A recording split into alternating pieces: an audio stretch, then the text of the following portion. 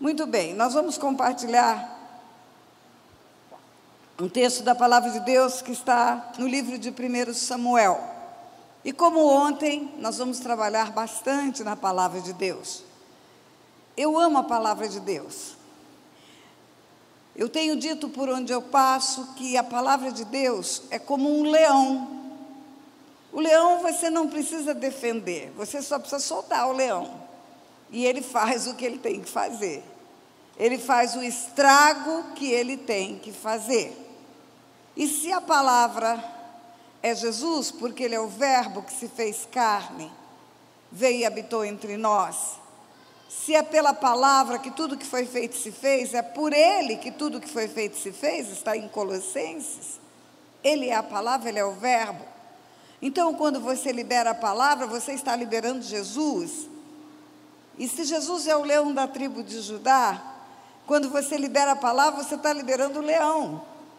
E o leão vai fazer o estrago que ele tem que fazer. Aguarde, porque o leão vai bradar nessa noite. Em 1 Samuel, capítulo 1, está escrito assim: houve um homem de Ramataim, Zofim, da região montanhosa de Efraim, cujo nome era Eucana, filho de Jeroão, filho de Eliú, filho de Tou, filho de Zuf, o efraimita. Tinha ele duas mulheres, uma se chamava Ana e a outra Penina.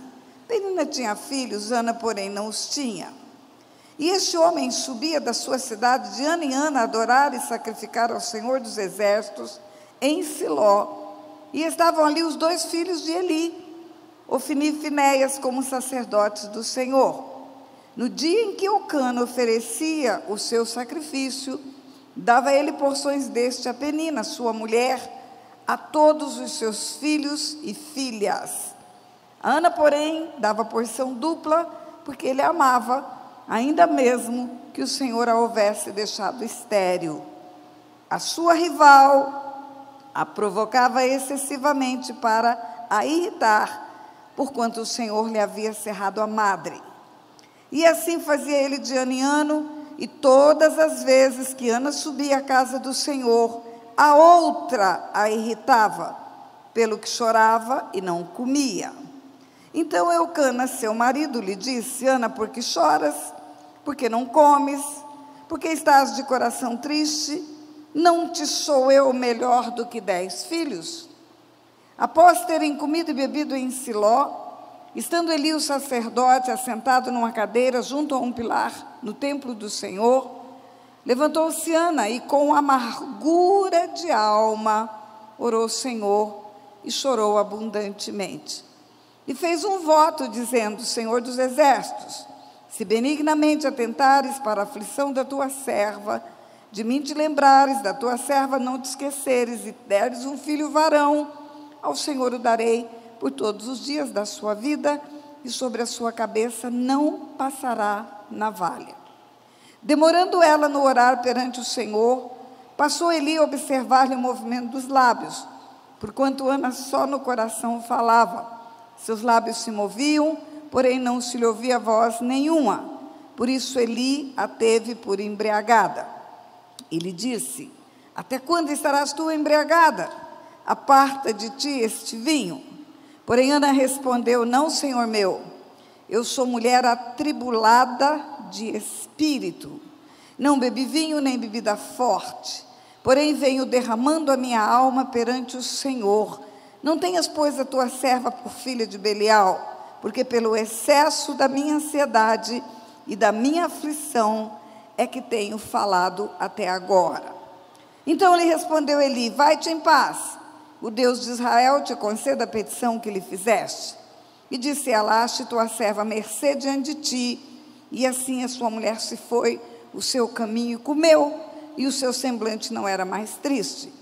Levantaram-se de madrugada, adoraram perante o Senhor, voltaram e chegaram à sua casa, a Ramá. Eucana coabitou com Ana, sua mulher, e lembrando-se dela o Senhor, ela concebeu.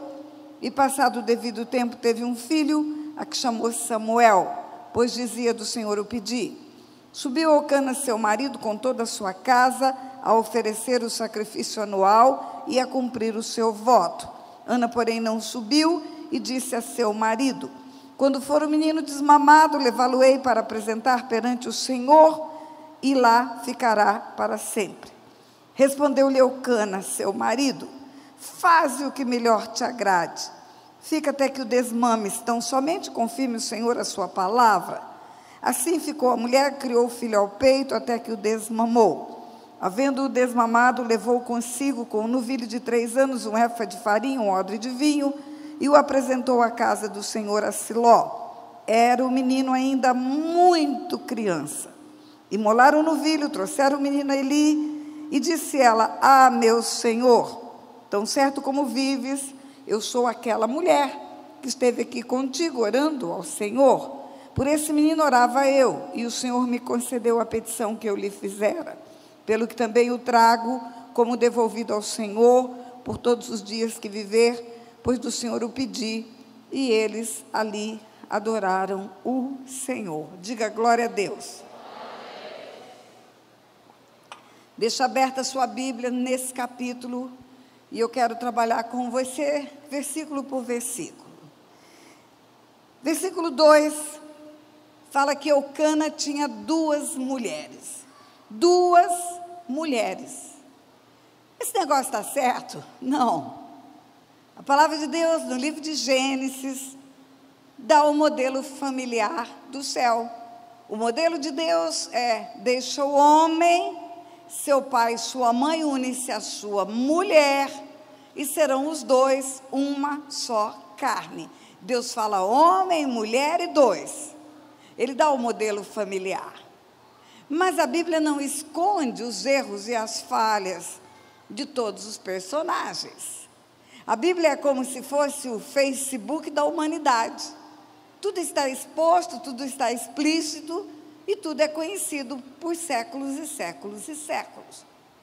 Olhamos para aprendermos o que é certo, e olhamos para vermos o que foi errado, e como deu errado, de forma a não fazermos aquilo que exemplarmente já deu mau resultado.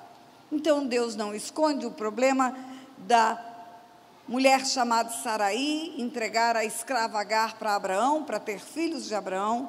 Deus não esconde o fato de Eucana arrumar outra mulher como uma barriga de aluguel. E quando você continua o texto, você vê que o grande problema de Ana, ou o maior problema, ou o problema original de Ana, era a esterilidade. Ana era uma mulher estéril.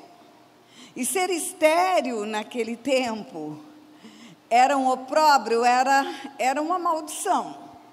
Porque no elenco de maldições estava a esterilidade.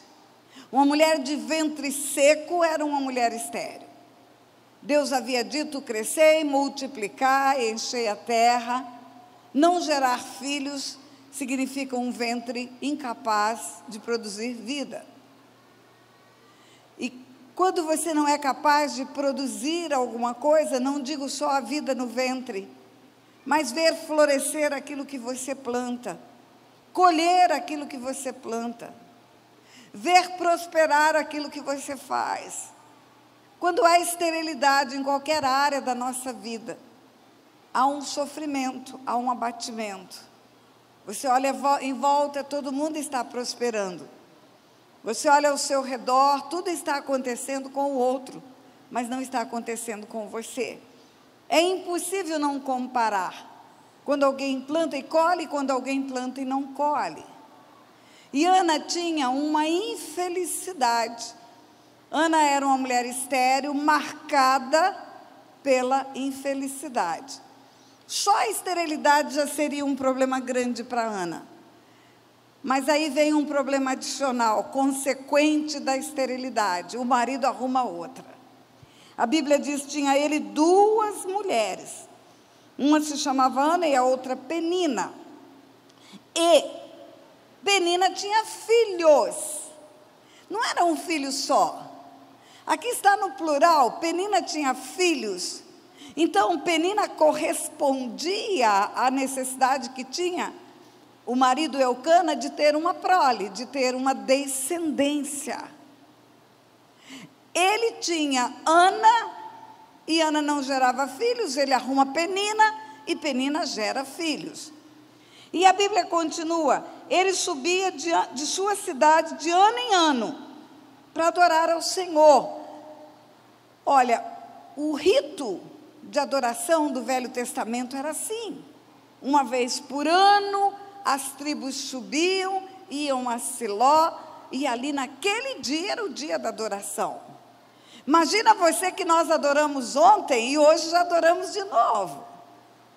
Imagine se você adorasse uma vez por ano só. Tudo que é mais raro é mais esperado. O aniversário é uma vez por ano. O Natal é uma vez por ano. São celebrações que são muito importantes porque são raras. Tudo que é mais raro é mais desejado. Então esse dia devia ser um dia muito especial na vida do povo de Deus. De ano em ano nós vamos celebrar, devia ser dia de roupa nova, dia de arrumação diferente, dia de alimentação diferente, é um dia especial.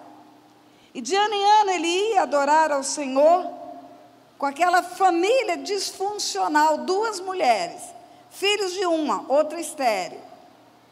E diz o texto, no dia em que ele oferecia o seu sacrifício, porque o sacrifício era oferecido ao Senhor partes dos animais, o Senhor pedia as gorduras, mas depois o povo fazia o churrasco da carne.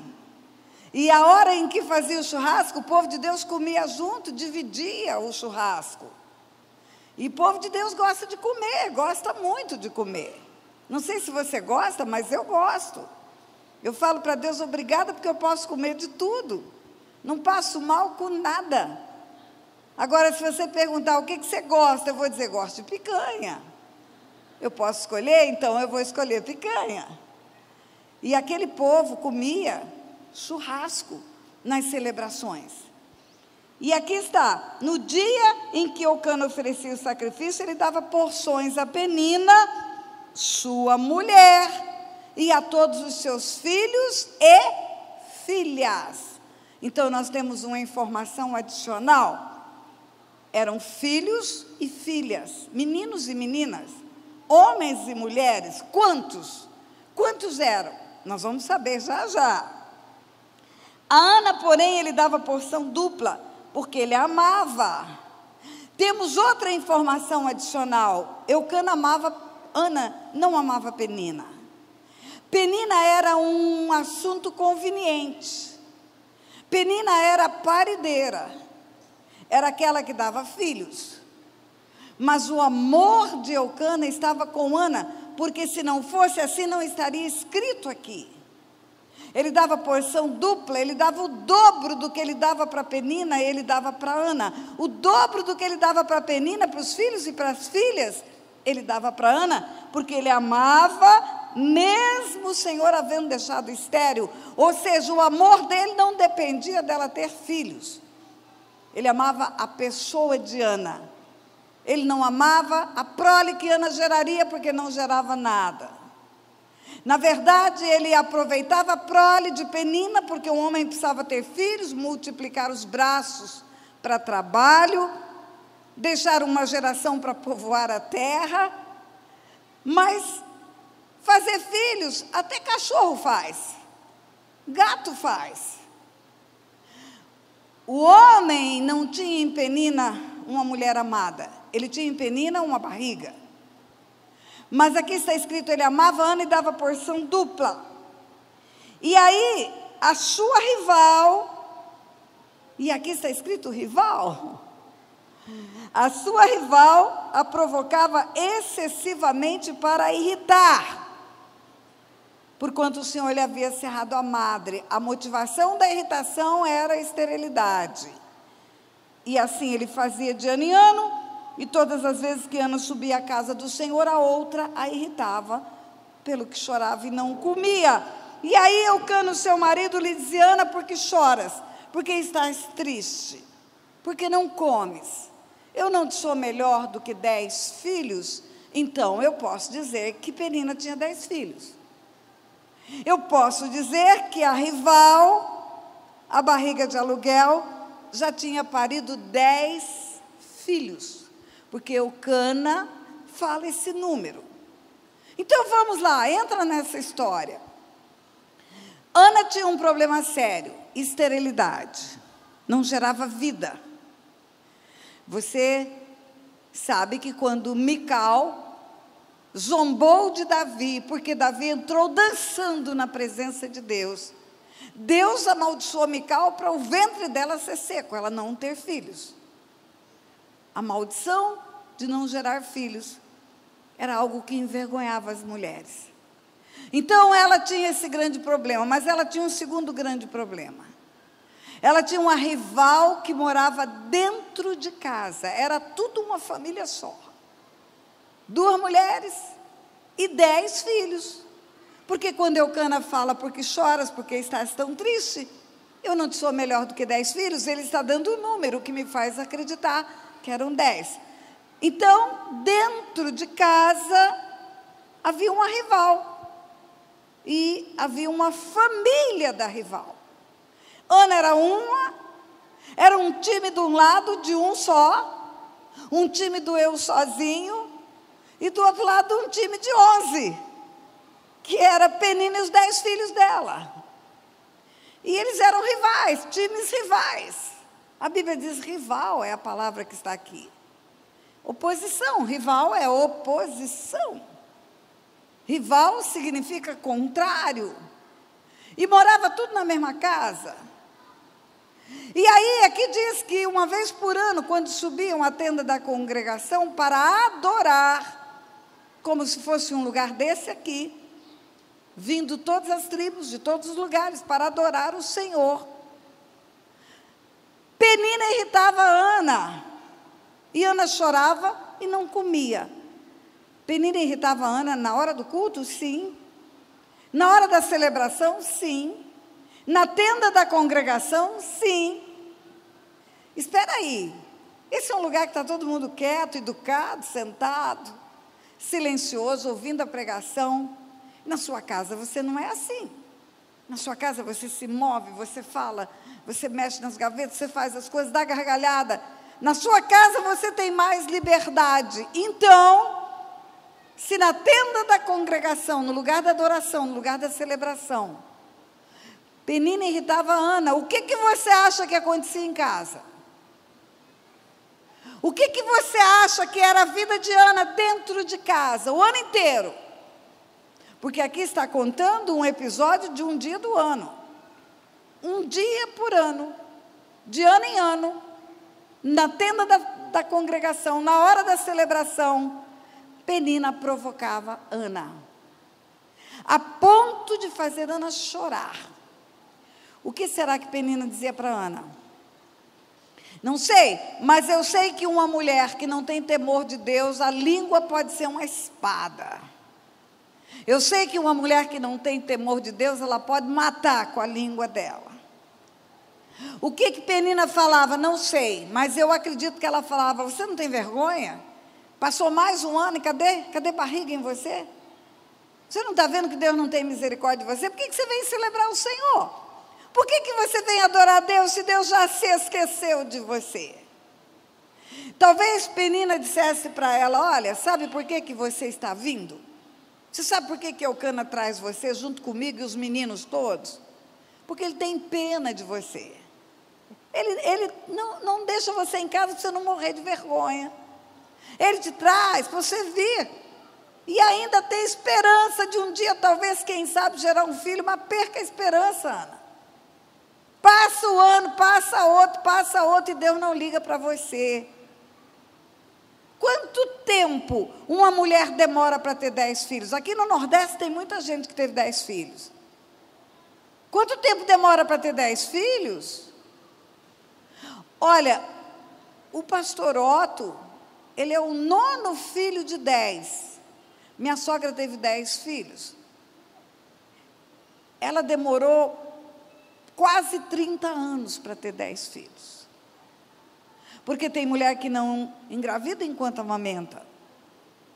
E tem gravidez que demora mais do que 9 meses para voltar a acontecer. 10 filhos, bota 30 anos. 30 anos, de ano em ano. Penina chega ou de filho ou de barriga, ou de filho ou de barriga, ou de filho ou de barriga, ou de neném no braço, ou de bucho. E Ana não tem filhos. O que Penina falava para Ana? Não sei, mas eu acho que ela falava: você é uma mulher maldita de Deus, porque Deus está me abençoando a cada ano, e você nada. Agora em casa, dá para você imaginar como era a vida dessas mulheres? Imagine Penina e Ana na mesma casa, que não é casa de construção, é tenda de couro de animais. Penina geme no quarto com Eucana e Ana escuta no outro quarto. E certamente Penina gemia mais do que precisava, para acordar de manhã e falar: Ana, você viu que gostoso que foi lá com Eucana essa noite? E o dia que Penina não recebia as regras das mulheres e outra gravidez, dentro de casa ela falava: Ana, bingo, mais um para mim. 10 filhos. Quando o pequenininho nasce, o mais velho já tem mais de 15 anos. Eles não eram crianças todos eles. Os filhos aprendem com os pais a fazerem o que é certo e o que é errado. As crianças repetem os erros que os seus pais cometem. Eu acredito que os filhos de Penina, vendo Ana sendo maltratada pela mãe, maltratavam Ana também. Eu acredito que a zombaria de Penina na tenda da congregação era tanta, em casa era 10 vezes mais, e os filhos aprenderam a fazer isso também. Eu acredito que Ana sofria e comia o pão que o diabo amassou na mão de Penina e a sua prole. Então Ana não tinha só o problema da esterilidade. Ela tinha a esterilidade, ela tinha uma rival e ela tinha um bando de discípulos da rival, ferindo ela todo dia dentro de casa. Mas isso ainda não é só. Ana tinha mais um problema. O problema maior era o marido. Porque quando ele vê Ana chorando e não comendo, chorando e não comendo, chorando e não comendo, ele oferece uma porção em dobro para ela, mais do que para Penina. E ela não come, e ele fala: por que não comes? Porque estás triste. Eu não sou bonzão, eu não sou gostosão, eu não sou melhor do que 10 filhos. Por que você está aborrecida, mulher? Sabe como é? Porque você tem cartão de crédito, porque você tem carrão, porque você tem uma casa boa. Por que você está chorando? Deixa eu fazer a safadeza que eu quiser. Você não está satisfeita de ter uma conta bancária? Você não está satisfeito de comer todo dia, de ter pão na sua mesa? Você não está satisfeito de ter sapato, roupa? Por que eu não posso colocar um chifrezinho em você? A palavra de Eucana é uma palavra de um homem que não via um palmo na frente do nariz. Sabe qual é o outro problema de Ana? Um marido banana. Eucana era um marido banana. Como que ele não sabe porque ela chora? Como que ele não sabe porque ela está triste? Ele não vê a humilhação? Ele não vê a Penina irritando Ana no lugar que ele tinha que cobrar reverência, respeito, honra? É na tenda da congregação. Ele está vendo a maldade de Penina em Ana e ele não faz nada. Ele é um banana, omisso. As duas mulheres já estão dentro da mesma casa, vem todo mundo junto. É como se encostasse um carro aqui no estacionamento e descesse o homem, a amante e os filhos da amante. Era assim. E Ana ficava chorando no canto, de ano em ano, de ano em ano, de ano em ano, chorando, chorando, chorando, chorando, chorando. Olhando para a sua dor. Vivendo um problema atrás do outro, sofrendo, abatida. Se ela chorava na tenda da congregação, devia chorar o tempo todo. Agora Ana tinha mais um problema. Quando ela vai ao altar, o texto diz que ela foi ao altar um determinado dia. Ela saiu do seu lugar, E ela veio ao altar e ela chorou diante de Deus e ela pediu um filho. Ela falou: se o Senhor me der um filho, eu vou consagrá-lo ao Senhor. Ele vai ser nazireu, na sua cabeça eu não vou passar navalha. O que é nazireu? É consagrado, é separado. Por que o cabelo não era cortado? Porque o cabelo era um símbolo da consagração. O cabelo não é a consagração, é um símbolo da consagração. É um sinal para o mundo. A consagração é um estilo de vida. A consagração é uma vida escolhida, de separação, de santificação. Mas o cabelo anuncia para o mundo que aquele homem é separado e consagrado. Igual a aliança. A aliança de casamento não é o casamento. Ela é um sinal, ela é um símbolo. Ela é um significado de que há uma aliança de vida com uma pessoa. Na minha aliança, na nossa aliança de casamento, está escrito Ani, Ledodi, Vedodi, Li, em hebraico. Quer dizer, eu sou do meu amado e o meu amado é meu. E a dele também. Isso é um compromisso, é um voto. É uma aliança, é um pacto. O nosso casamento não é isso aqui. O nosso casamento é um pacto, uma aliança que vai fazer 53 anos já. Nós temos filhos, e isso, aplauda mesmo.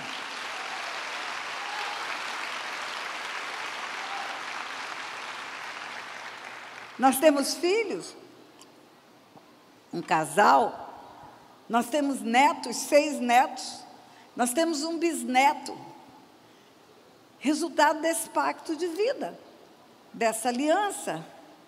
Agora, quando Ana vai ao altar chorando, e balbucia para o Senhor uma oração, o sacerdote pensa que ela está bêbada. Esse é o outro problema de Ana.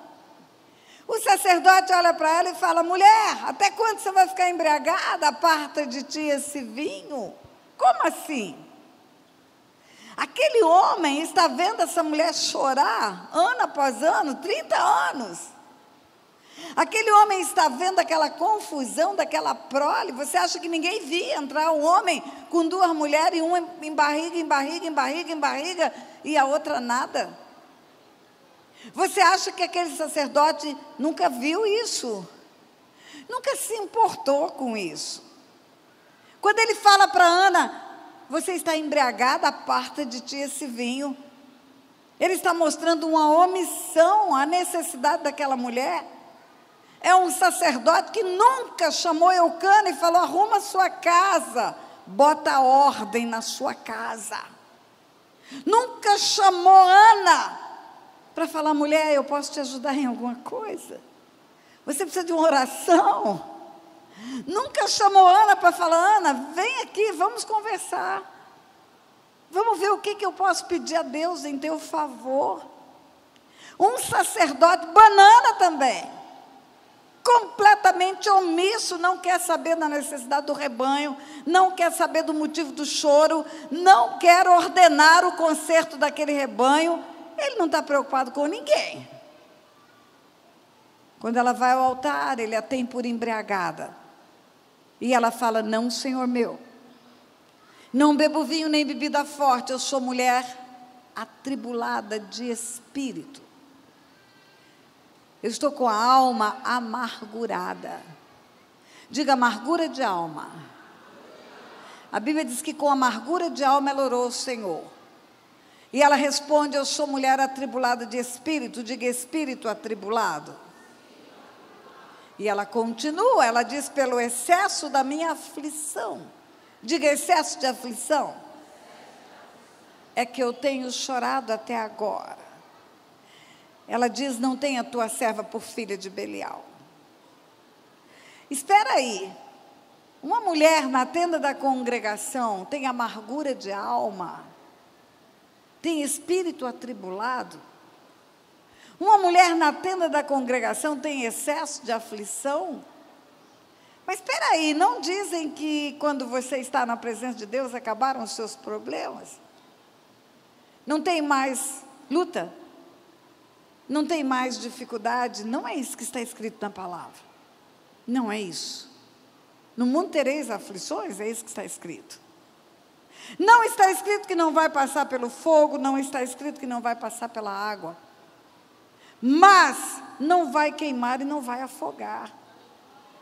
Não está escrito que não vem o vento, a chuva e a tempestade. Na casa que está firmada sobre a rocha, vem igualzinho na outra casa. A diferença é que a casa não cai. Ela subsiste a chuva, o vento e a tempestade. A Ana, quando ela diz, pelo excesso da minha aflição, e quando diz que com amargura de alma ela orou ao Senhor, Ana está dando sintomas de depressão. O nome disso é depressão. Deus começou a me ensinar a cura da depressão pelos personagens bíblicos. Pela história de Ana, pela história de Elias, pela história de José. Ana tinha depressão, uma pessoa que chora e fica triste e não come, são sintomas de depressão.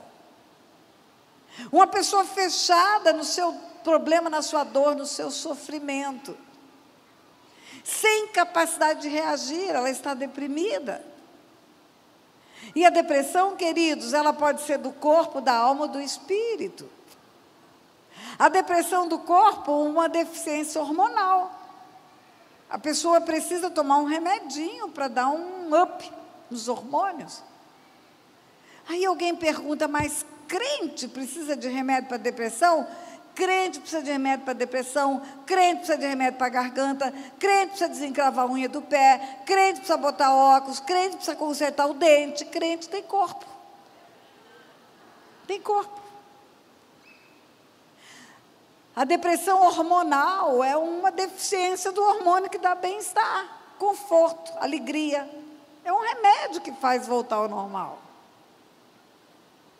A depressão da alma, ela é uma incapacidade de vencer dor, sofrimento, problemas, excesso de perdas, excesso de problemas, excesso de dores. Todos nós temos uma resiliência, uma capacidade de voltar ao normal. Imagine um elástico que estica e volta, estica e volta. Voltamos ao normal, recuperamos a alegria, ficamos capazes de recomeçar. Mas quando começa a ter muita coisa acontecendo, a nossa resiliência vai desaparecendo. A dor é maior do que a capacidade de vencer o sofrimento. A história de Elias é típica. Elias confronta Acabe, confronta Jezabel, confronta os profetas de Baal, fala que não vai chover, lança uma palavra profética e não chove. Não tem orvalho nem chuva, Deus manda ele se esconder. Ele teve uma batalha e depois teve que fugir, vai para o ribeiro de Querite. É muito linda a história de um corvo trazer comida para Elias. 2 vezes por dia o corvo trazia alimento. Mas é só bonito de você ouvir, porque o corvo é um bicho imundo, ave de rapina, mata, caça, tira um pedaço e leva para Elias. E o corvo é bicho imundo, o Elias é profeta, ele sabe que o corvo é bicho imundo, ele conhece a lei. E na lei está escrito que quem tocar num bicho imundo, fica imundo até de tarde. E o bicho vinha de tarde de novo, e tocava de novo na comida de Elias. É como se você estivesse num lugar escondido e um porco trouxesse comida na boca para te dar, e você tinha que comer, ou come ou morre. Outra coisa, você acha que o corvo fritava o bifinho para trazer para Elias? Carne crua. Elias teve que se alimentar da boca de um bicho imundo, enquanto ficou no ribeiro de Querite.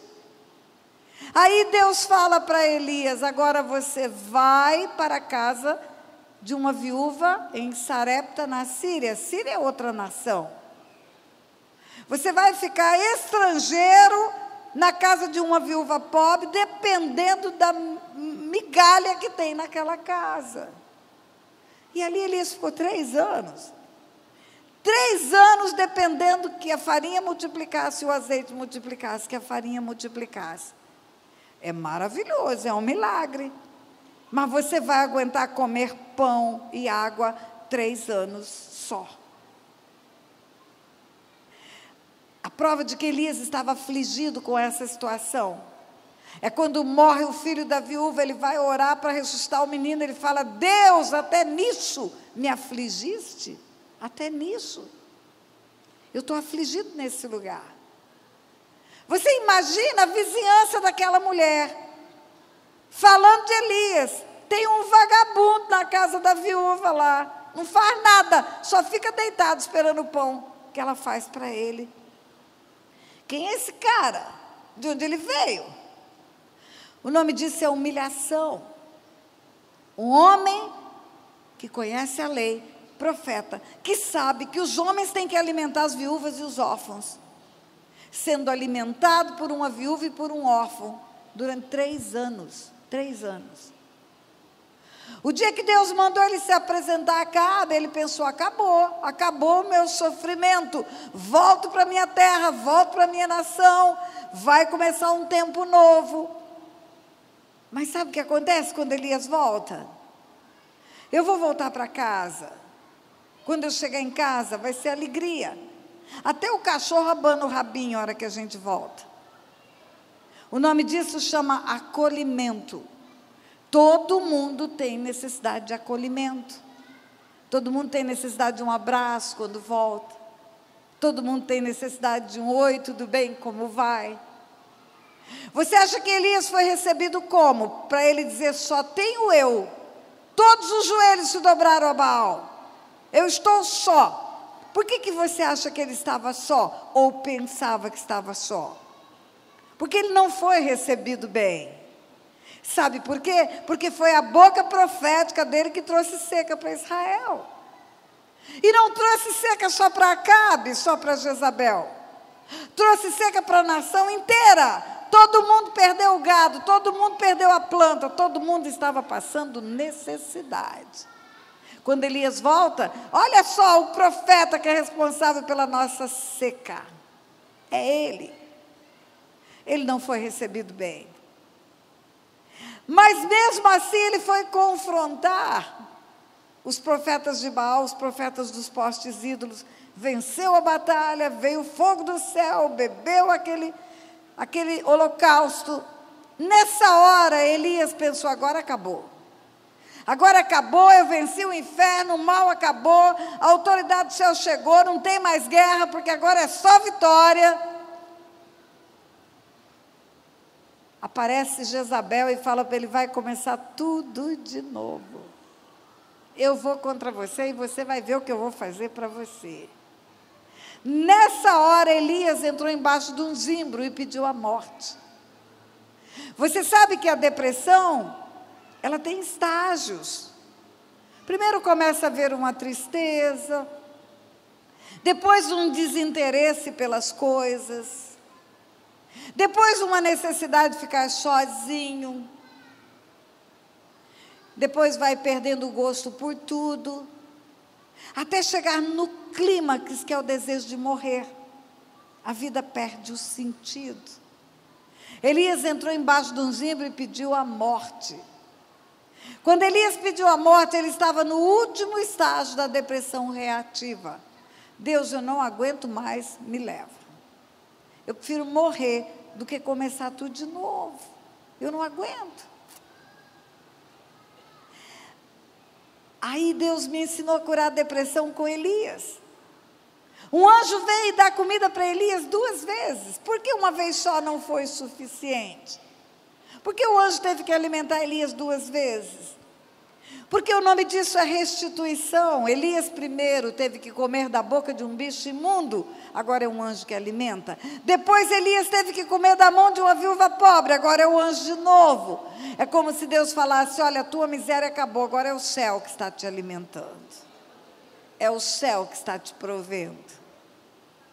Na força daquela comida ele caminhou 40 dias e 40 noites. A Bíblia diz que ele chegou no monte, e veio o vento, veio a chuva, veio a tempestade. Deus não estava no vento, na chuva e na tempestade. Claro que estava. O vento, a chuva e a tempestade eram as emoções de Elias. É o turbilhão que há no coração de uma pessoa depressiva. Ela não escuta Deus. Ela só vê o problema dela e não vê outra coisa. E você visita a pessoa e você fala: minha irmãzinha, levanta, abre a janela, toma banho, o Senhor te ama, você é mais importante para Ele do que o mundo inteiro. E parece que você não falou nada. Amanhã você volta e ela está de novo caída e não quer nada com nada. E você tenta animá-la e você volta e ela está caída. Não escuta Deus. Só escuta a sua dor, o grito do seu coração. Aí ele diz: quando veio a brisa suave, Deus estava na brisa.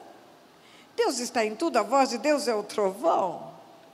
A brisa é o coração calmo dele. A hora que ele se acalmou, ele ouviu Deus.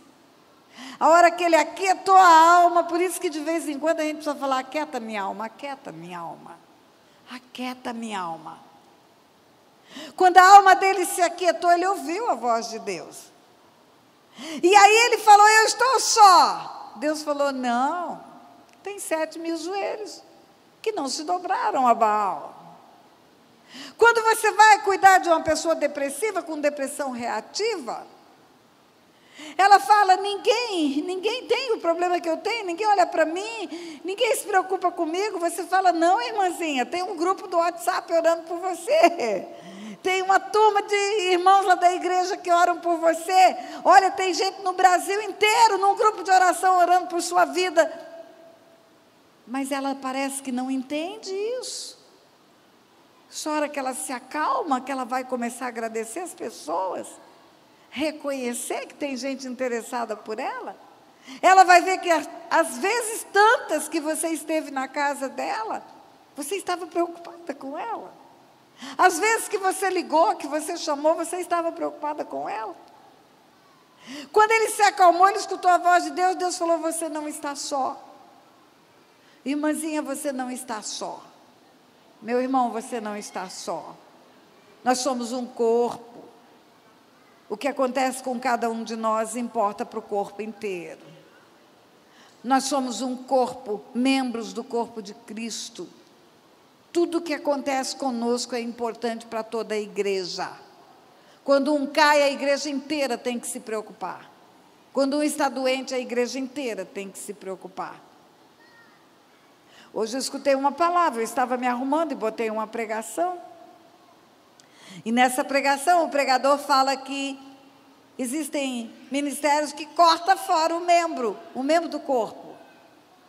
Corta fora. Se você está com uma unha encravada, você arranca o dedo, é isso? Se você está com um pé quebrado, você corta a perna e joga fora? Não. Você faz tudo para consertar a parte do corpo que está doente. É assim que tem que ser a igreja. É desse jeito. Nós somos membros de um só corpo, que é o corpo de Cristo. Ele é o cabeça. E nós temos que nos importar uns com os outros, com as dores, com os sofrimentos, com as perdas. O luto da minha irmã é importante para mim. O abandono que ela sofreu, a rejeição desse marido é importante para mim. O filho dela na droga tem que me preocupar, sim. Porque eu tenho junto com ela uma parte no mesmo corpo. E Deus fala para Elias: você não vai morrer. Antes de ungir Azael, rei da Síria, antes de ungir a Jeú, rei de Israel, e antes de ungir um profeta no seu lugar. O que Deus fez quando fala isso? Sabe o que Deus fez? Deus trouxe a Elias uma perspectiva futura. Deus estava dizendo para ele: olha, deixa para trás o que para trás ficou. Prossiga para o alvo que está proposto. Sabe o que Deus disse? Deus disse a ele: olha, lá na Síria, naquele lugar da sua humilhação, vai ser o lugar da sua honra. Lá onde você estava, na casa de uma viúva pobre, sem ter onde cair morto, tendo que ser alimentado por ela, você vai chegar num dia de uma cerimônia nacional, aonde a Síria vai ver um novo rei ser ungido, e você é o profeta que vai chegar lá, com um chifre cheio de azeite para derramar na cabeça do rei. Eita! o cara que não valia nada, é o cara que vai ser honrado diante de toda a nação. Nessa hora Elias deu uma levantada. E Deus falou para ele: você também vai ungir Jeú, rei de Israel. O que isso significa? Deus não coloca um novo rei sem levar o outro. Existe um ditado que diz: rei morto, rei posto. Precisou Saul morrer para Davi ser elevado rei. Quando Deus fala para Elias que vai ter um novo rei em Israel, Elias entende o recado: Jeú vai acabar e Jezabel vai acabar. O reinado de trevas que está sobre Israel vai acabar. E quem vai ser o profeta que vai derramar o azeite na cabeça do rei? É você, Elias. É você que foi perseguido, foragido, escorraçado. É você que vai ser o mensageiro do Deus Todo-Poderoso para ungir o novo rei. E quando Deus fala para ele: você também vai ungir um profeta no seu lugar. Deus está dando um recado para ele: Elias, eu preciso de profeta, eu não fico sem profeta. Ou seja, você é importante para mim, cara.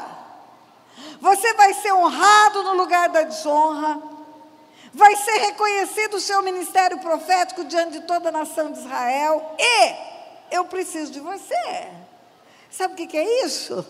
É dar importância, é dar valor.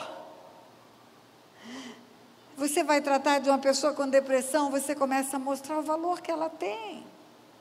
Você começa a mostrar os talentos que existem nela. Você chega para ela e fala: querida, você é um depósito de Deus. E você tem dons, tem talentos que Deus trouxe para esta geração. Ele quer usar a sua vida. Não se deixe abater pelo sofrimento, levanta a cabeça. O que não causa a nossa morte nos torna mais fortes, levanta. Você começa a mostrar o futuro. Traz a memória o que dá esperança, deixa para trás o que para trás ficou. Ensina ela que o tempo vai fazer o conserto das coisas. Existe um tempo de Deus, um kairós de Deus. Os decretos de Deus, eles são mutáveis pelo tempo. Preste atenção, Deus fala para Abraão: mata Isaac, mata. Abraão sobe para o Monte Moriá com Isaac. Quando Abraão pega o cutelo para matar Isaac, Deus fala: não mata, mudou o decreto. Mudou o decreto. É isso aí, Deus muda o decreto de morte sobre a sua vida. Muda.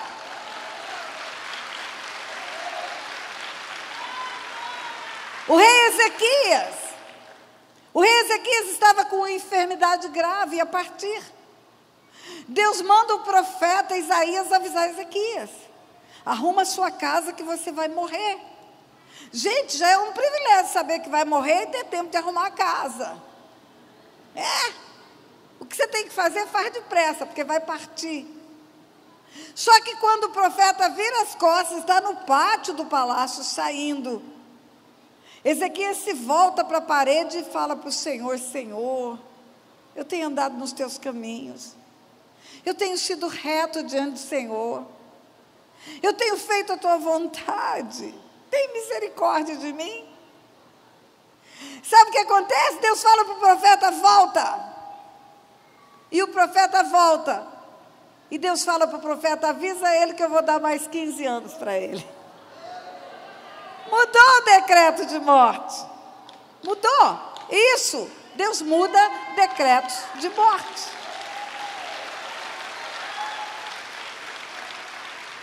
Olha, eu não sei porque que Deus está me dizendo isso, mas tem gente aqui que tem um decreto de morte que vai ser mudado hoje.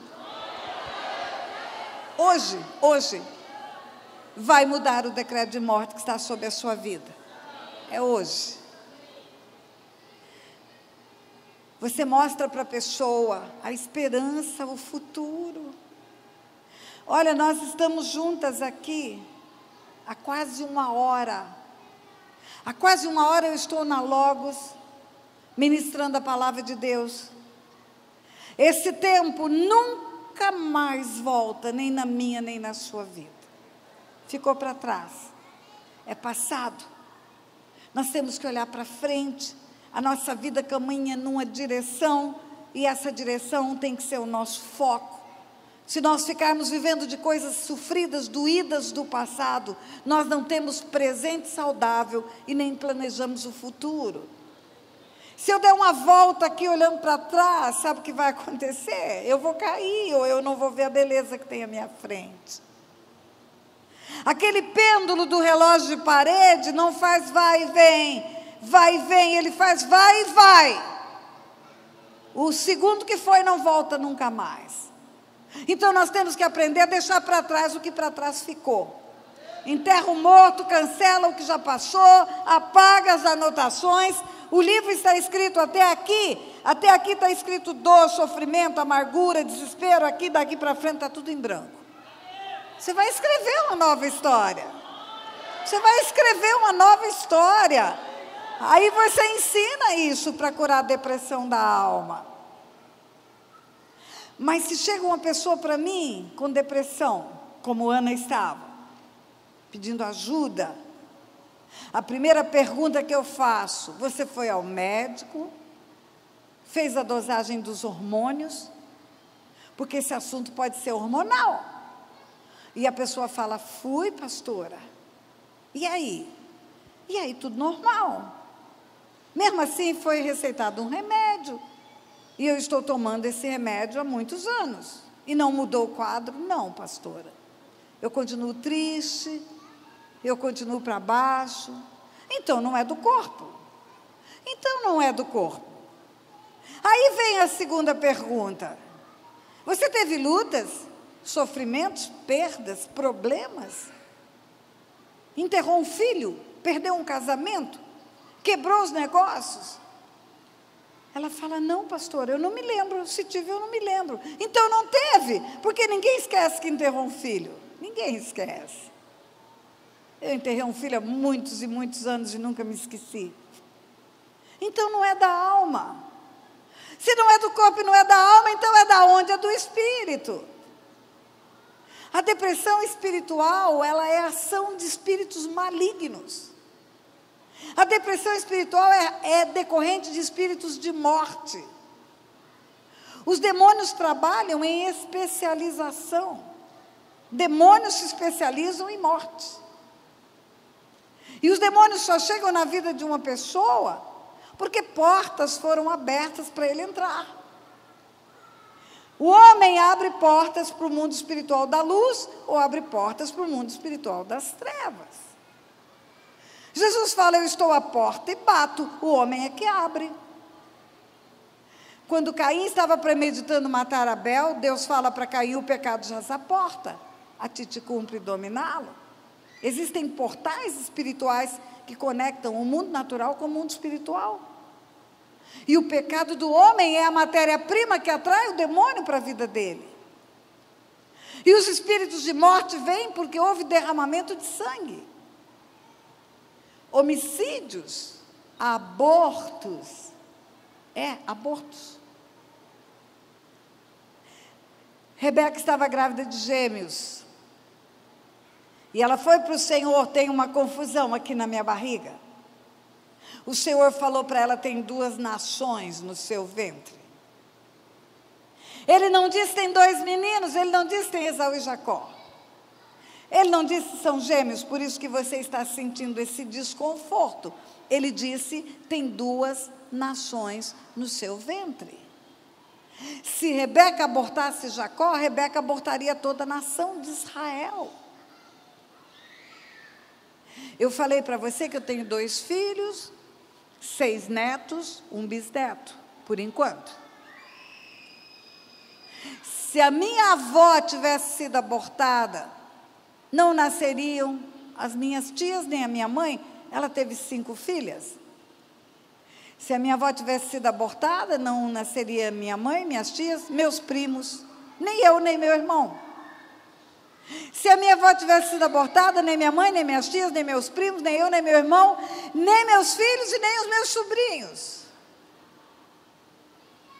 Se a minha avó tivesse sido abortada, nem minha mãe, nem eu, nem meus filhos, nem meus netos, nem o meu bisneto. Você não aborta uma, pessoa, você aborta gerações. Você aborta o filho, o neto, bisneto, tataraneto, tatataraneto, tatataraneto. E esse sangue todo está onde? Está no ventre. Esse sangue é uma oferenda para Satanás. Derramamento de sangue de criança no ventre é uma oferenda para o diabo. Espíritos de morte são atraídos. Dificilmente uma pessoa que tem depressão espiritual não tem um histórico de derramamento de sangue. Eu não conheço nenhum caso. E trabalho com libertação há mais de 30 anos. E os sintomas são iguais da depressão física, iguais os da depressão emocional. A diferença é o final da história. Porque na depressão espiritual a pessoa suicida. O demônio consegue levar até o suicídio. Derramou sangue, ele quer morte. Começa com a depressão. Ana era depressiva. A depressão de Ana não era física e não era espiritual, era emocional. Ana sofreu muito, ano após ano, sendo humilhada, envergonhada, desprotegida. Ela se sentiu abandonada pelo marido, pelo sacerdote. Ela não tinha para onde correr. Ana não tinha aonde pedir ajuda. Não tem conselheiro no meio da igreja. Não tem ninguém que me atenda, pastora. Nós recebemos mensagens do mundo inteiro. Eu tenho um canal oficial no YouTube. Já passou de 6,5 milhões de visualizações. Pessoas do mundo inteiro escutam os vídeos. E vêm pedir ajuda. Lá do Japão. Pastora, socorro. Eu entendi que a depressão que eu tenho é uma depressão de morte. Porque eu abortei 5 crianças. Querida, corre. Vá confessar esse pecado com o seu líder espiritual. A igreja tem autoridade para ligar e desligar. Confessa, a Bíblia fala, aquele que confessa e deixa alcança misericórdia. A Bíblia fala, confessai os vossos pecados uns aos outros para serem sarados. E a Bíblia fala que nós, quando 2 concordamos em oração, a concordância no céu. E a Bíblia fala que eu tenho autoridade como igreja no mundo espiritual para ligar e desligar. Ora, corre para o seu pastor, faz essa confissão, para ele orar com você e desligar. Pastora, não tem ninguém na minha igreja para fazer isso. Meu pastor não acredita, pastora. Procura um conselheiro, não tem. Eu imagino Ana naquela situação. Aí o que fazemos? Oramos com essa pessoa. Damos algumas tarefas para ela, marcamos um dia para ela ligar e oramos com ela no telefone. E é dia e noite fazendo isso. É dia e noite prestando socorro para gente que está em congregação, que ninguém está cuidando dela. Ninguém. Eu imagino Ana na tenda da congregação. Deixa eu aproveitar e falar para você, tem um seminário, chama Silk. Seminário Intensivo de Libertação e Cura, 5 dias. Para aprender libertação, para ser liberto, para cuidar dos outros. Nós fazemos isso há muito tempo. Já fizemos 33 edições do Silk. Pastores, líderes vão lá para aprender, sim, para aprender. Muitos vão para serem livres, outros vão para aprender a libertar pessoas. Ana não tinha ninguém a quem recorrer. E aquele dia Ana foi ao altar, ela tomou uma atitude diferente. Ela foi ao Senhor. Sabe, eu acho que Ana chegou à conclusão assim, igual Davi. Eleva os olhos para os montes, de onde me virá o socorro? Meu socorro virá do Senhor. Ana pensou, eu estou cansada de esperar alguém vir em meu socorro. Não vem ninguém, eu vou bater nas portas do céu. Não tem sacerdote, não tem marido, não tem amigo, não tem conselheiro, não tem ninguém que tenha instrução para me ajudar. Pois eu vou ao Senhor. Ana veio ao altar e ela chorou abundantemente, está escrito. Amargura de alma, chorou abundantemente. Fez o pedido, fez o voto, fez um voto com o Senhor. O Senhor me der um filho, eu vou entregar ele para o Senhor. Quando o sacerdote teve a informação de Ana, que ela não estava embriagada, que ela não era uma mulher vulgar, que ela era uma mulher sofredora, o sacerdote disse uma frase para ela. Ele disse: o Senhor te conceda a petição que fizeste. Presta atenção, Eli não fez nada por Ana. 30 anos. Nada vezes nada. Mas naquele dia que ela veio ao altar, ele fez uma palavra, uma frase. O Senhor te conceda a petição que fizeste. Sabe o que significa isso? Está ligado. O sacerdote, a autoridade espiritual, mesmo omisso, quando ele proferiu uma palavra de ligar na terra, ligou no céu. Por isso que tem que falar um para o outro. Por isso que mesmo Ana vindo ao altar e chorando diante de Deus, ela falou com o sacerdote o problema dela. E quando ela falou o problema dela, o sacerdote concordou e ligou na terra. Por isso que nós precisamos confessar os pecados uns aos outros. Por isso que nós precisamos falar uns com os outros. Porque tem um princípio espiritual, uma lei espiritual que diz que tem que ser dois. Para poder ligar ou desligar. Ou ligar a bênção ou desligar a maldição. Precisa ser dois. Como eu vou concordar se você não abrir a boca? Eu preciso saber com o que eu estou concordando. Ana voltou. Quando ela voltou, a Bíblia diz, o seu semblante não era mais triste. Ela foi e comeu naquele dia. Ela não comia e chorava, parou de chorar e comeu. Espera aí. Tudo estava igual. Penina estava lá com os seus 10 filhos. Eucana estava lá com a sua omissão. Tudo está igual. O que mudou? Diga, Ana mudou. Ela. Foi ela que mudou. Foi ela, quando ela veio ao altar, abriu a boca, confessou o drama dela. E o sacerdote ligou na terra, ela ficou livre. Naquela hora ela ficou livre. Foi instantânea a atuação no mundo espiritual. Naquela hora, Ana ficou livre. A Bíblia diz que chegou em casa, concebeu Samuel. No ano seguinte, Samuel tinha 3 meses, uma gravidez dura 9 meses. No ano seguinte, quando Eucana foi adorar, convidou Ana, Ana falou, não vou. Eu vou esperar desmamar o menino, porque eu vou deixar lá, eu prometi ele para o Senhor.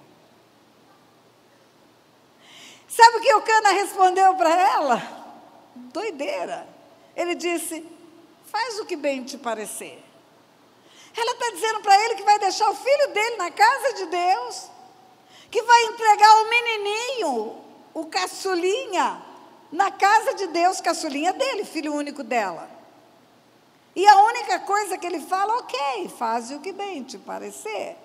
Claro, ele é omisso. Ele não está preocupado com nada. Para ele é o 11º. Quem tem 11 não vai fazer muita diferença deixar um lá no altar. Mas para ela é o único filho. É o único filho. E ela não vai, ela fica. Quando ela vai, a Bíblia diz que ela desmamou o menino. Talvez 2 anos depois ela tenha ido. E eu imagino Ana entrando com aquela criança pela mão, na tenda da congregação, que viu Ana chorando ano após ano, ano após ano, ano após ano. Criança de 2 anos é igual em qualquer cultura. Fica pulando para lá e para cá, escorrega da mão da mãe. Ana devia ter entrado com um sorriso de orelha a orelha. Para Eucana era mais um filho. Para todo mundo que via era uma criança. Mas sabe quem ela estava carregando pela mão? O grande profeta Samuel. É.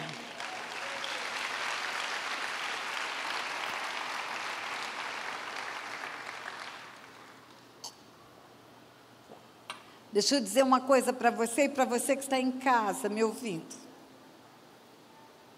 Eu já ministrei essa palavra muitas vezes, mas hoje, enquanto eu estava lá no hotel me preparando para vir, Deus falou algo novo. Escute bem o que eu vou te dizer. O grande profeta Samuel, trazido pela mão de Ana ao altar, sabe o que significa? Significa que quando você sai do lugar da dor, quando você sai do lugar do sofrimento, quando você sai do lugar da humilhação, quando você sai do lugar da depressão, quando você se levanta em Deus, você muda de nível, você sai do nível do rame-rame, do mimimi, e você entra no profético. O que você vai gerar vai transformar gerações. Vai transformar gerações. Por isso que o diabo quer você chorando. Por isso que ele quer você se lamentando e olhando para o seu sofrimento.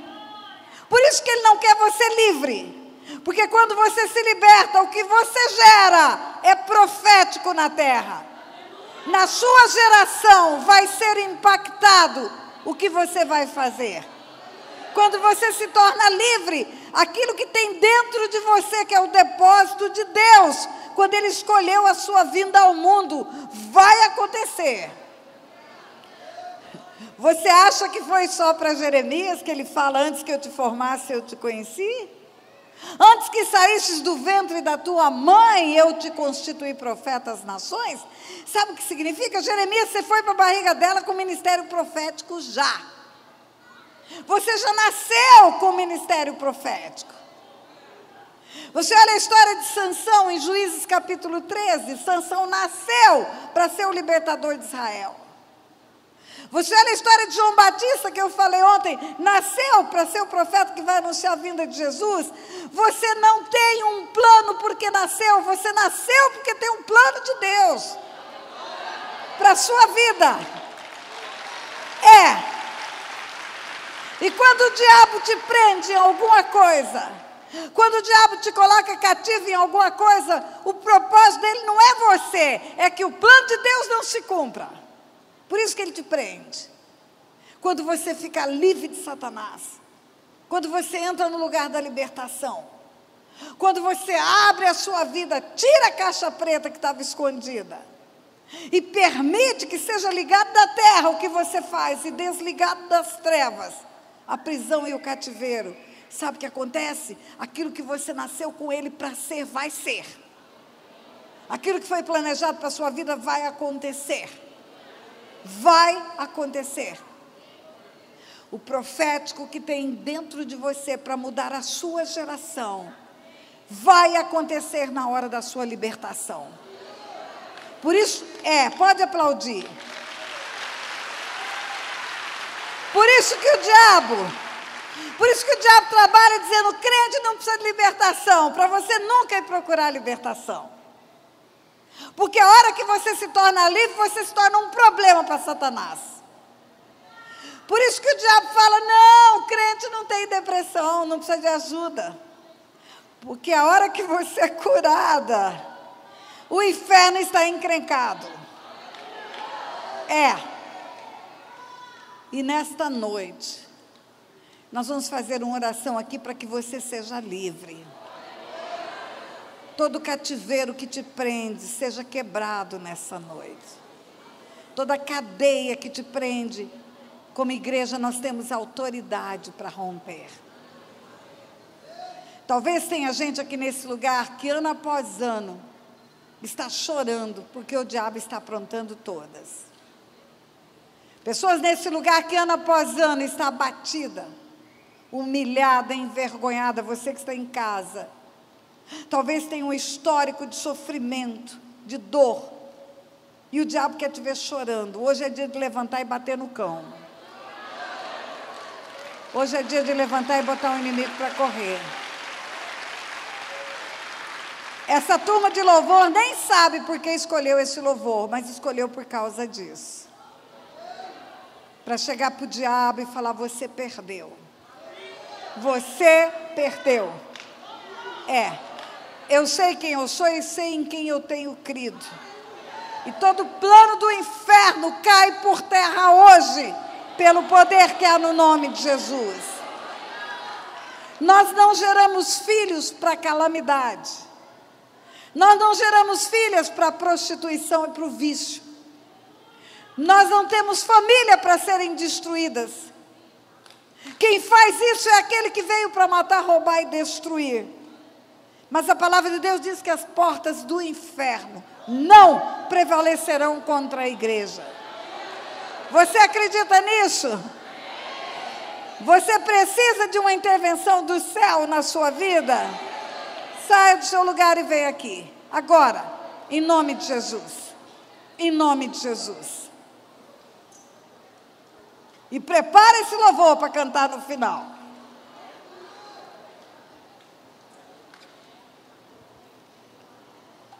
Ana saiu do seu lugar. Ela saiu do seu lugar. Ela veio ao altar.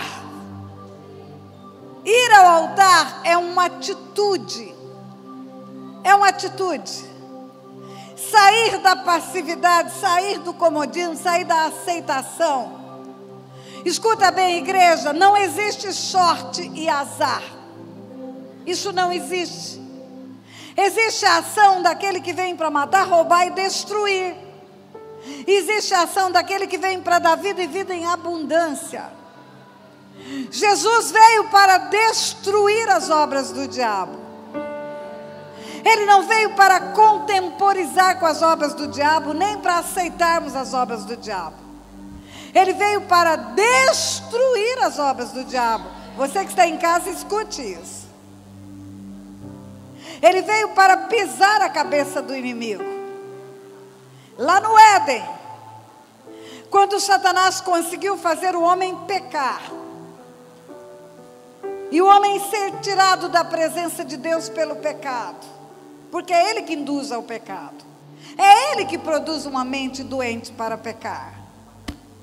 Quando ele conseguiu levar o homem para o pecado, ele esperava que Deus fizesse com o homem o que fez com ele quando pecou. Ele era um anjo de luz, querubim ungido de Deus. Ele assistia na congregação do céu e era ungido. Quando ele pecou, ele foi tirado da presença de Deus, porque o salário do pecado é a morte, e a morte é perder a presença de Deus. E Deus não só o tirou da presença, como condenou ele a um lago de fogo e de enxofre, por toda a eternidade. Ele vai arder num lago de fogo e de enxofre, por toda a eternidade. E eu lembro isso sempre para ele. Satanás bota ouvidos para ouvir. O que te espera é um lago de fogo e de enxofre por toda a eternidade. E quando ele induz o homem ao pecado, ele acreditava que Deus julgaria o homem do mesmo jeito que julgou ele. O homem perderia a presença de Deus, sairia da presença de Deus, e Deus diria para o homem: agora eu te condeno a um lago de fogo e de enxofre por toda a eternidade, sem remissão, sem perdão. E qual não foi a surpresa do diabo que isso não aconteceu? Deus, ao invés de condenar o homem a um lago de fogo e de enxofre por toda a eternidade, Deus disse: da barriga da mulher nascerá aquele que pisará a cabeça da serpente. É claro que Deus estava profetizando a vinda do Messias. Mas eu quero dizer para você que não era só a vinda do Messias que Deus estava profetizando. Deus estava contando que faria nascer uma humanidade inteira, hoje com 8 bilhões de pessoas. Nasceriam filhos e filhas pela barriga da mulher. E como cantaram nesse canto profético, somos filhos. E porque somos filhos, temos autoridade para pisar a cabeça da serpente. Quando aqueles 70 voltaram possuídos de alegria, dizendo: Senhor, em teu nome os demônios se nos submetem.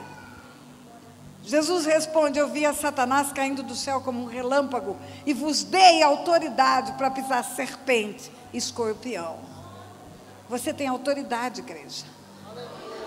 Você tem autoridade. É hora de parar de chorar, levantar e pisar a cabeça da serpente. É hora de botar o pé em casa e dizer: Satanás, vai saindo porque eu estou chegando. Vai saindo porque eu estou chegando. E não cabe nós dois nessa casa. E um vai ter que sair. E é você. Começa a guerrear pela sua casa e pela sua família. Abre a boca. Abre a boca. Abre a boca e começa a guerrear. Fala: eu te resisto, Satanás. Eu te resisto pelo poder que há no nome de Jesus. Na autoridade que há no nome de Jesus, eu ordeno: saia da minha casa.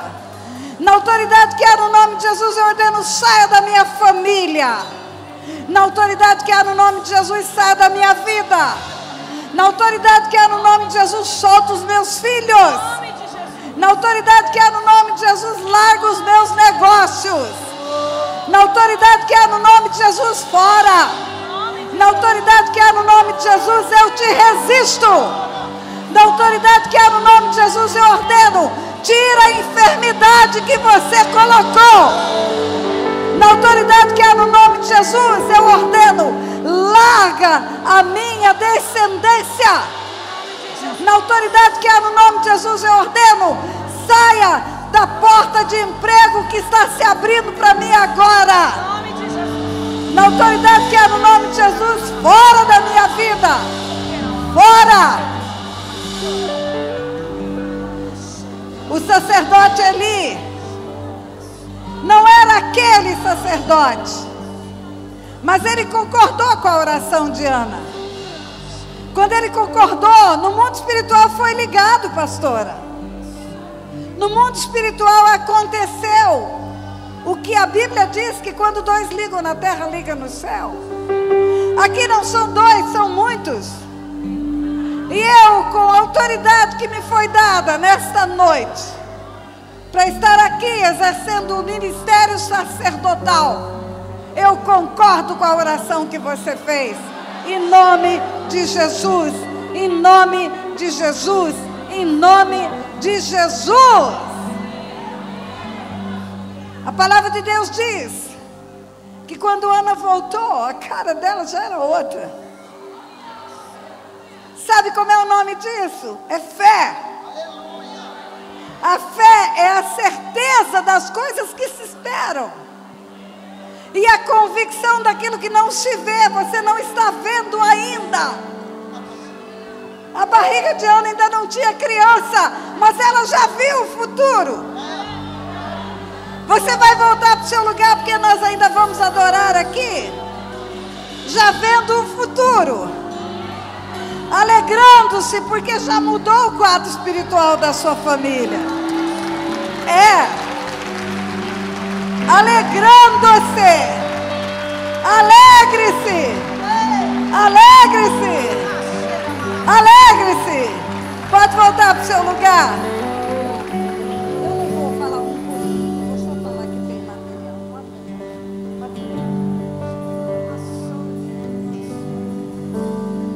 Nós vamos adorar. Lá fora tem material meu, material precioso de libertação, material de edificação. Vai te ensinar muita coisa do mundo espiritual. Vai te ensinar tudo sobre aborto. Vai te ensinar tudo sobre família. Passa lá. Abençoa alguém que não veio nesse lugar, levando um pouco da palavra de Deus. Não deixe de fazer isso. Nós vamos adorar. Eu estou entregando o microfone para a pastora. E nessa adoração eu quero que você seja desafiado a crer que algo mudou na sua vida hoje, a crer que o tempo de chorar acabou.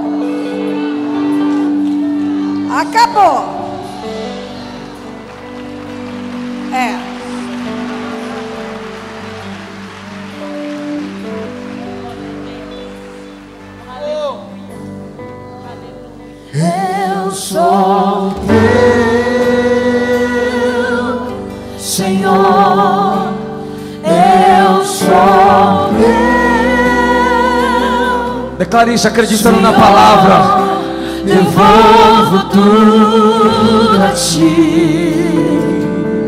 Acreditando no que você ouviu, diga: devolvo tudo a ti. Eu sou teu. Essa é a hora. Eu sou teu, Senhor. Eu sou teu, Senhor. Devolvo tudo a ti.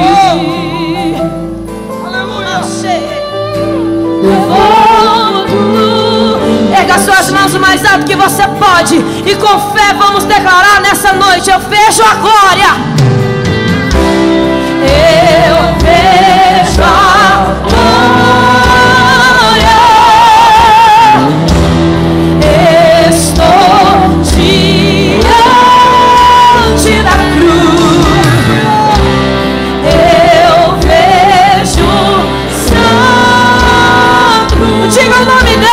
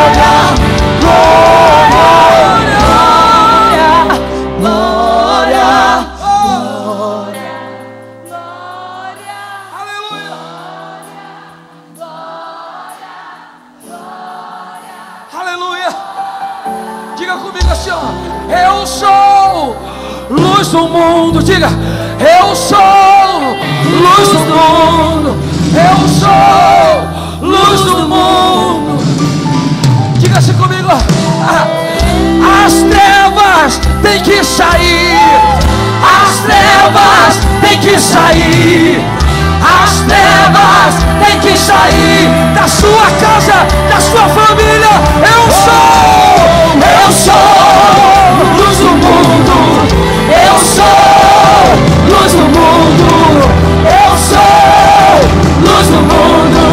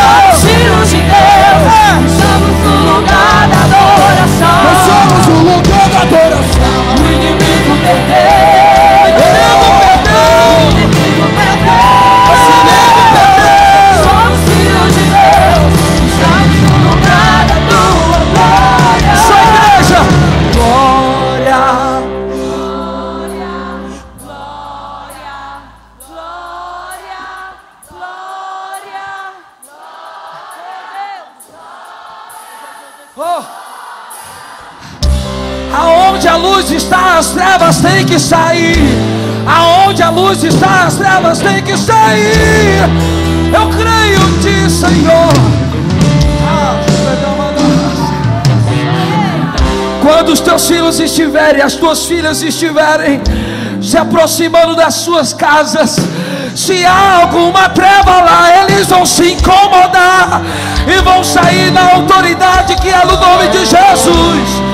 Porque aonde a luz está, é automático, as trevas têm que ir. Aleluia, aleluia, Aleluia. Diga: Aleluia. o inimigo perdeu. O inimigo perdeu.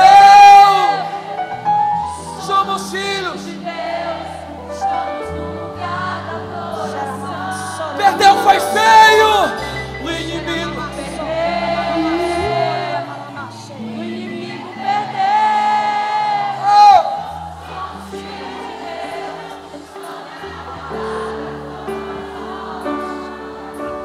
Uma coisa linda na história de Ana, uma coisa maravilhosa, é a restituição do Senhor, né, pastora Tânia? Porque Deus dá a Ana mais 6 filhos. O Senhor, ela entregou Samuel e depois ela ficou grávida de novo, e de novo, e de novo, porque houve uma bênção abundante do Senhor. Enquanto você dá glória a Deus e diz que o inimigo perdeu, e toma posse da palavra, a restituição do Senhor está sendo preparada para você. As madres são abertas, os sonhos não são mais abortados. Aleluia, aleluia. Pai, nós declaramos essa canção na nossa casa. Ainda que os nossos olhos não vejam hoje, os filhos das minhas irmãs em casa, louvando o Teu nome, nós já dizemos que o inimigo perdeu. O inimigo perdeu. O inimigo perdeu. Somos filhos de Deus. Estamos no lugar. Ainda que o médico diga que é câncer, ainda que o médico diga talvez seja o câncer, é uma doença grave, talvez não tenha cura, nós declaramos o inimigo. Estamos no lugar. O inimigo perdeu. O inimigo perdeu. O inimigo perdeu. Somos filhos de Deus. Estamos no lugar da adoração. O inimigo perdeu. O inimigo perdeu. Somos filhos de Deus. Estamos no lugar. Ainda que o homem diga não tem jeito para o homossexualismo, é assim, vai morrer assim, não tem jeito, aí Deus vai e contradiz o que o diabo quer dizer para nós. Canta aí, Jefferson. O inimigo perdeu. Sim, ele perdeu. Sim, ele perdeu. E hoje podemos cantar. Somos livres, somos livres. Você pode gritar: eu sou livre, eu sou livre. Livre-te, Senhor. Livre-te, Senhor. Livre-te, Senhor.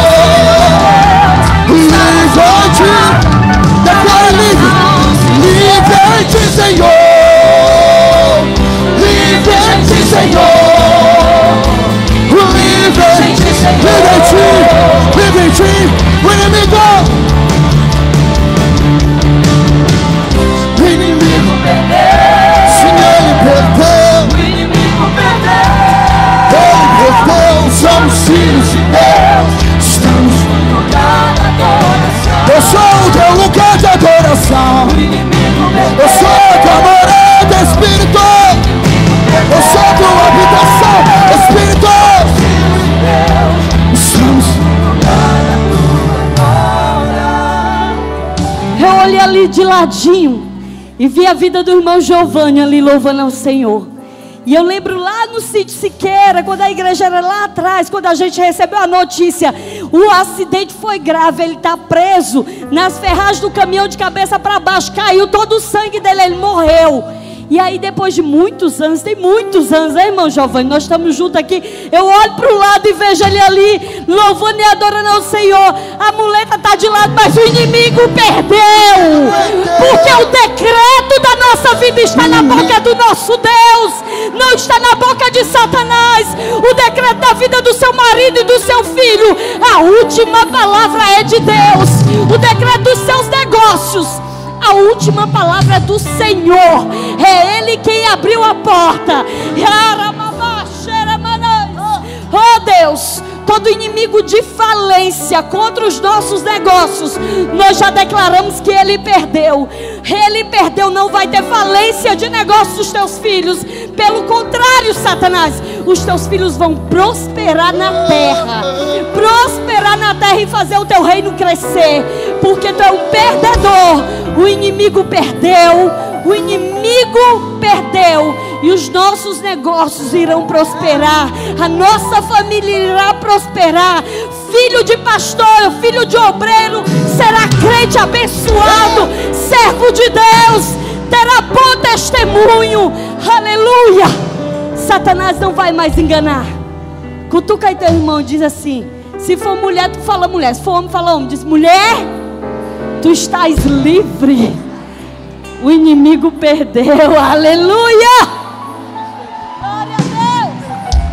Glória a Deus, glória a Deus, aleluia. Você pode dar um glória a Deus aí bem alto. Glória a Deus, aleluia, aleluia, aleluia. Glória a Deus. Deus é bom, Deus é bom.